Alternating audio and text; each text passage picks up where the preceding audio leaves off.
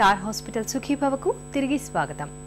అందర్నీ మనం వదిలేస్తే అది ఏకాంతం, అందరూ మనల్ని వదిలేస్తే అది ఒంటరితనం. నిజమే, నలుగురితో కలవకుండా ఎప్పుడూ ఏదో ఒకటి ఆలోచిస్తూ ఒంటరిగా గడిపే వాళ్లకు శారీరకంగా మానసికంగా అనేక రకాల అనర్థాలు పొంచి ఉంటాయని చెబుతారు డాక్టర్లు. ఒంటరితనం మూలంగా ఎదురయ్యే విపత్తుల గురించి ఇప్పుడు తెలుసుకుందాం.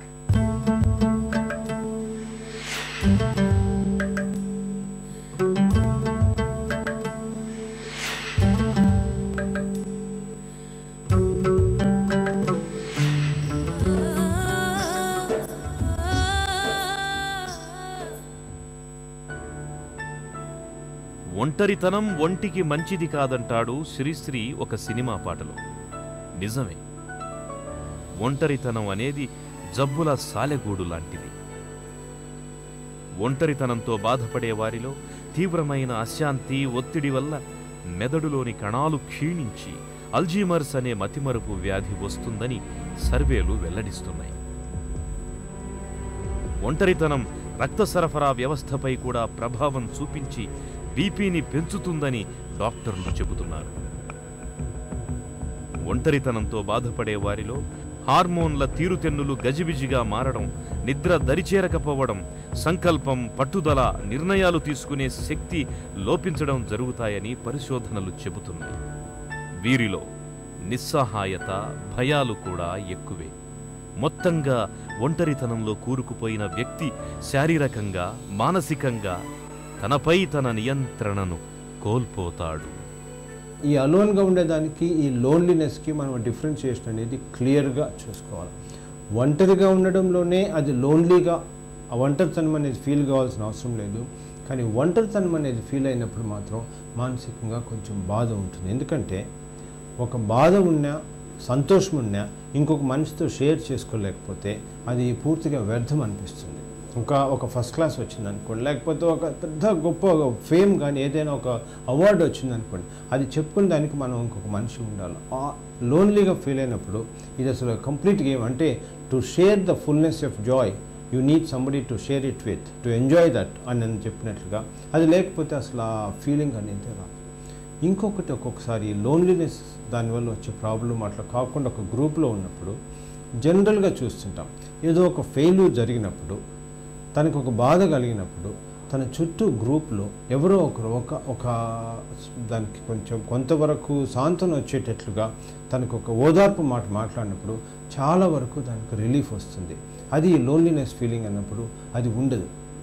ఈ విధంగా లోన్లీనెస్ ప్రాబ్లం ఉన్నప్పుడు చాలా విధంగా మానసికంగా కుంగిపోవడానికి, ఒక్కొక్కసారి అది డిప్రెషన్లో కూడా దారితీసేదానికి కూడా ఉంటుంది. డిప్రెషన్లో సిమ్టమ్స్ వచ్చినప్పుడు హోప్లెస్, అసలు దాని గురించి నాకు ఇంకేం, ఇది తగ్గదు, ఇది ఇట్లే ఉంటుంది అని పోవడం, నెగిటివ్ ఆలోచనలు రావడం, ఇన్ఫీరియారిటీ ఫీలింగ్స్ రావడం, 10 మందిలోకి కలవలేకుండా పోవడం, ఇవన్నీ కూడా లోన్లీనెస్ తోటి ఒక్కొక్కసారి డిప్రెషన్కి గ్రాడ్యువల్గా దారితీసేదానికి కూడా ఛాన్స్ వస్తుంది. అందర్నీ మనం వదిలేస్తే ఏకాంతం, అందరూ మనల్ని వదిలేస్తే ఒంటరితనం. ఏకాంతం వేరు, ఒంటరితనం వేరు. ఏకాంతంలో మనసు తీరం చేరిన పడవలా ప్రశాంతంగా ఉంటే, అదే ఒంటరితనంలో మనసు తుపానులో చిక్కుకున్న కల్లోల పడవలా ఉంటుంది. ఏకాంతంలో సృజనాత్మకత వెల్లివిరిస్తే, ఒంటరితనంలో అశాంతి పురుడు పోసుకుంటుంది. నిజానికి ఒంటరితనం అనేది నెగటివ్ భావోద్వేగాల చిరునామా. ఒంటరితనంలో తీవ్రంగా కూరుకుపోతే నిద్రకు దూరమవుతారు, మానవ సంబంధాలు క్షీణిస్తాయి, ఆరోగ్యం దెబ్బతింటుంది, చివరకు తమను తామే అంతమొందించుకోవాలనే దుర్బల స్థితికి చేరుకునే ప్రమాదముంది. ప్రతి ఫ్యామిలీలో కూడా చాలా కామన్గా ఈ మధ్య వింటున్నాం, చిన్నపిల్లలు ఎస్పెషల్లీ యంగ్స్టర్స్ మా మాట వినడం లేదు, మాకు చెప్పిన మాట వినడం లేదు. చాలా ఫ్రీక్వెంట్ ప్రాబ్లమ్స్ వస్తుంది టీనేజర్స్ పేరెంట్స్ మధ్య. ఈ టీనేజర్స్ పేరెంట్స్ మధ్య వచ్చే ప్రాబ్లం ఎందుకు వస్తుందంటే కమ్యూనికేషన్ లేకపోవడం, ఒక కోఆర్డినేషన్ లేకపోవడం, కమ్యూనికేషన్ లేకపోవడం. ఎప్పుడైతే కమ్యూనికేషన్ లేకపోవడం ఈ టీనేజర్ ఇంట్లో ఉంటాడు, ఫాదర్ మదర్ అందరితోటి ఉంటాడు, కానీ తను లోన్లీగా ఫీల్ అవుతాడు. ఈ లోన్లీనెస్ ఎందుకు వస్తుందంటే తన ఇంట్రెస్ట్ వేరు, తన ఆలోచనలు వేరు, తన పద్ధతి వేరు ఉంటుంది, మిగతా వాళ్ళది వేరు ఉంటుంది. అక్కడ షేరింగ్ అనేది ఎప్పుడైతే లేకపోయిందో తను అలోన్గా ప్రతిదానికి వాళ్ళు వద్దంటమో క్రిటిసైజ్ చేయడం వచ్చినప్పుడు, ఎప్పుడైతే టీనేజర్ సేమ్ హౌస్లో పేరెంట్స్ మధ్య తన రిలేషన్స్ మధ్య ఉంటూ కూడా హీ ఫీల్స్ లోన్లీ. ఎప్పుడైతే ఆ లోన్లీనెస్ ఎప్పుడైతే ఫీల్ అయినప్పుడు ఈ వాతావరణాన్ని తప్పించుకొని బయటపోయేదానికి చూస్తాడు. బయటపోయినప్పుడు ఎప్పుడు ఫ్రెండ్స్, దానికని చాలా కామన్గా కంప్లైంట్ వింటుంటాం పేరెంట్స్, మా మాట వినడు డాక్టర్, ఫ్రెండ్స్ చెప్తే చాలా వరకు వింటారు. ఎందుకంటే అక్కడ మోర్ కంఫర్టబుల్గా ఉంది. ఇక్కడ వచ్చినప్పుడు తను విత్డ్రా అయిపోతున్నాడు లోన్లీనెస్. అది బ్రేక్ కావాలంటే కమ్యూనికేషన్ ఒకటి.